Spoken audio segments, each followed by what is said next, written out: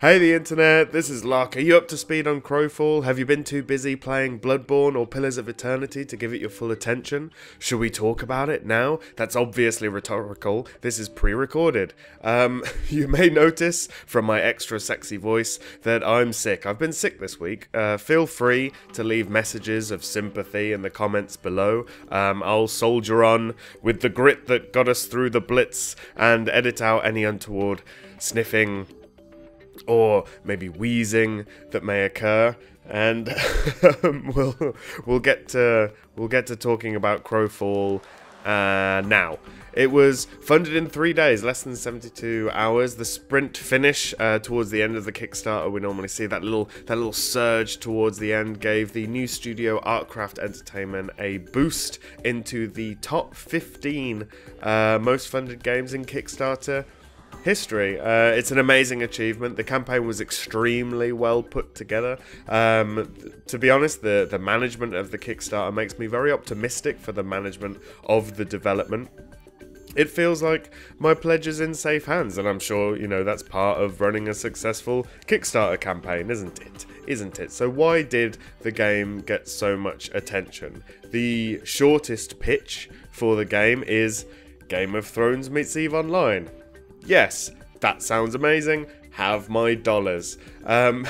This video is meant to give you the overall gist of the game, the longer pitch, if you will. We'll be getting into the nitty-gritty details as time goes on, but for now, we're going for the view from 30,000 feet.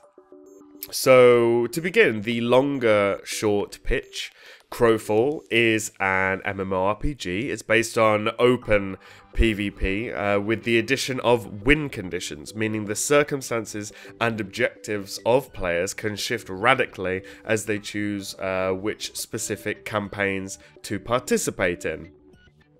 That's all fine. Maybe we've lost some people already. Maybe the people that hate PvP, they're gone. The people that prefer a persistent, seamless world, perhaps they've gone away. Who knows? Now we'll go in. We'll soldier on. We'll soldier on into the long pitch without them. As I said, Crowfall doesn't have one persistent world. Instead, the game space is broken up into the peaceful and permanent player-controlled zones and other zones which really amount to individual matches. Now, these matches can last several months, but the crucial thing is that they are all destined to end. They will end no matter what. The fact that these areas have win conditions is really at the core of what allows Crowfall to make really bold design choices that other MMOs simply can't. The environments themselves are built with technology from a third-party company called Voxel Farm. It's basically a tool that allows the developers to make these large areas extremely quickly, and players can then blow them up and destroy parts of them, which is a lot of fun. Over the course of a match or a campaign, as is the specific and, to be honest, more suitable name, the map will slowly succumb to what is called the hunger. NPCs will become corrupted as bountiful spring slips into cruel winter. The match will end when the campaign world has been completely sucked dry and is ultimately destroyed by this force, by the hunger. It's all in the lore. It's terribly exciting. So in each of these individual campaigns, as well as having a unique map generated specifically for that campaign, they can have different rule sets and different win conditions. From 3-faction to a free-for-all, the plan is for campaigns to each have a unique flavor and mix of factors to really keep players on their toes. Each time you start fresh, you arrive in the brand new world, the new frontier. It's you've got a new map, new objectives. You're surrounded by the fog of war. You're disconnected from your allies, and it's really up to you to create the foundations on which you're going to base your assault, on how you're going to approach winning that particular map. You have to get yourself geared, get yourself supplied. Meet up with friendlies. Think about a base of operations. You'll have to craft and build using resources you find in the world. You can set up supply chains. You physically move resources around the world. Using those resources efficiently will be key to victory. It'll be a huge part of it. You know, that's a big part of the EVE Online influence, I think, as well as the real-time strategy influence. To the victors of these campaigns go the spoils of war. If you win a campaign, you'll be able to take much more of your stash back to the permanent and persistent areas of the game, the Eternal Kingdoms.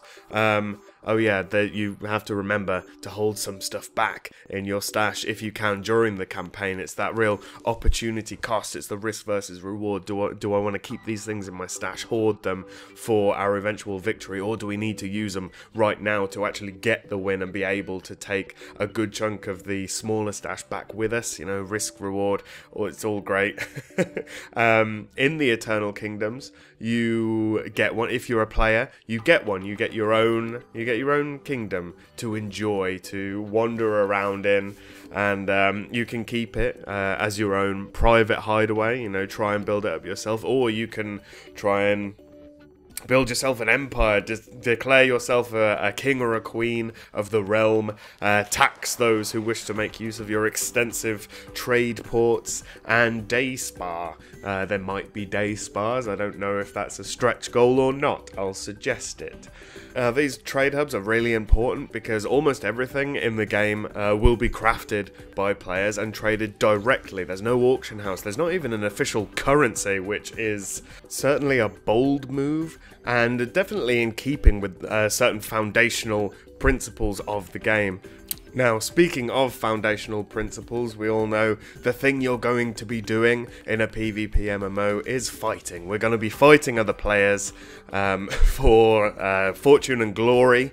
The way we're going to be doing that is through a more kind of action combat system, no tab targeting. There's going to be a low power curve, progress within a specific archetype that you choose when you create your character. You can branch out to fill new roles or specialize within the particular one your original archetype was devoted to. There's no trinity, but there are certainly class roles. There's also a physics and momentum system going in, as well as collision detection. So the combat may feel a little different than other MMOs, even ones with large-scale open PvP.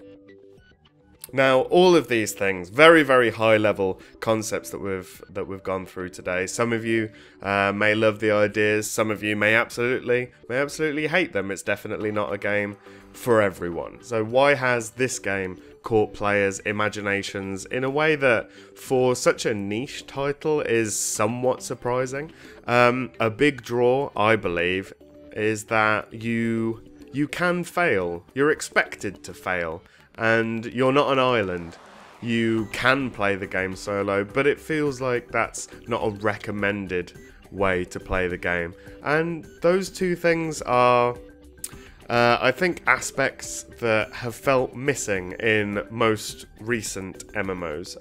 And because of this, it's unlikely the game will ever really blow up and make that leap, that crossover into the more mainstream consciousness. But it does mean that it has the potential to attract an audience and grow an audience, you know, in the way that EVE Online has. And thinking about it, Game of Thrones was meant to be for a niche audience, but that's really blown up and become massive. So who knows? I don't know. Do you know? This is this is definitely one game I'll be following closely. But will you? Do let us know in the comments below. Give this video a like if you thought it was worthwhile. If you enjoyed my my delirious ravings as I go through a sort of fever-induced hallucination version of doing commentary for a video. Subscribe for all manner of wonderful videos from lots of lovely people, and join us again next time. Thanks so much for watching. Bye.